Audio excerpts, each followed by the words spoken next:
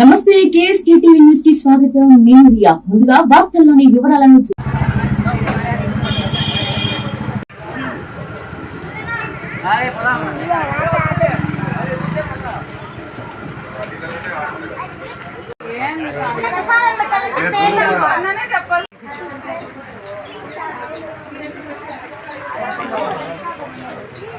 ఇట్రండి అట్లా కనపడండి. చెప్పండి. సుధీర్ మిత్ర బృందం 11వ వార్షికోత్సవం జరుపుకుంటున్నాం.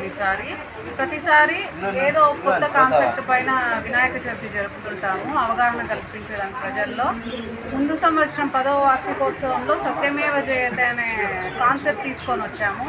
ఈసారి పొల్యూషన్ ఎక్కువైపోయింది, ప్రతి చోట విపత్తులు ఎక్కువైపోయినాయి కనుక అందరూ ప్రకృతిని కాపాడుకోవాలనేసి ప్రతి చెట్టులోనూ దేవుడు ఉంటాడు అనే కాన్సెప్ట్తో ఈసారి ఆక్సిజన్ వినాయకుడు, అంటే ఒక చెట్టు యొక్క కంప్లీట్ వేరుతో దేవుడు కింద నుండి వేరు నుండి దేవుడే ఉంటాడు చెట్టులో అనే దాంతో తీసుకొని వచ్చి ఈసారి పెట్టాము.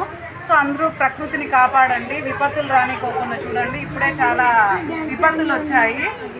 ప్రతి ఒక్కరూ ప్రకృతిని కాపాడి పొల్యూషన్ చేయకోకుండా ప్రకృతిలో కూడా భగవంతుడు ఉంటాడు అనే కోణంలో ఇది తీసుకొని వచ్చాము.